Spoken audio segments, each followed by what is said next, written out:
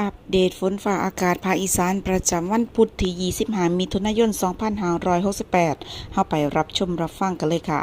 สำหรับมื้อนี้ลักษณะอากาศทั่วไปมรสุมตะวันตกเฉียงใต้กำลังปานกลาง พัดปกคลุมทะเลอันดามันประเทศไทยและอ่าวไทย ประกอบกับมีหย่อมความกดอากาศต่ำปกคลุมประเทศลาวและประเทศเวียดนามตอนบน ลักษณะเช่นนี้กะสิส่งผลให้สภาพอากาศของภาคอีสานจะเป็นดังต่อไปนี้ค่ะ โดยภาคอีสานมื้อนี้จะมีฝนฟ้าคะนองประมาณ40%ของพื้นที่และมีฝนตกหนักบางแห่งเน้นบริเวณจังหวัดหนองคายบึงกาฬอุดรธานีสกลนครและนครพนม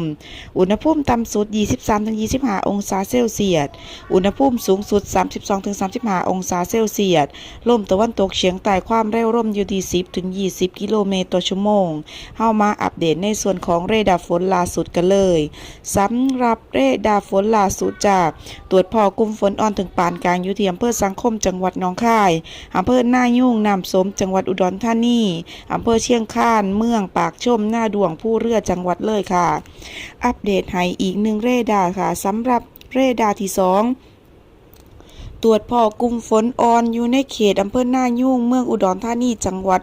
อุดรธานีอำเภอกุสุมานพ้นนาแก้วจังหวัดสกลนครและกะสปปลาวจากคลิปนี้แอดมินลาไปแล้วพบกันใหม่คลิปหน้าขอบคุณไม่หลายที่ติดตามรับชมรับฟังไปละค่ะสวัสดีค่ะ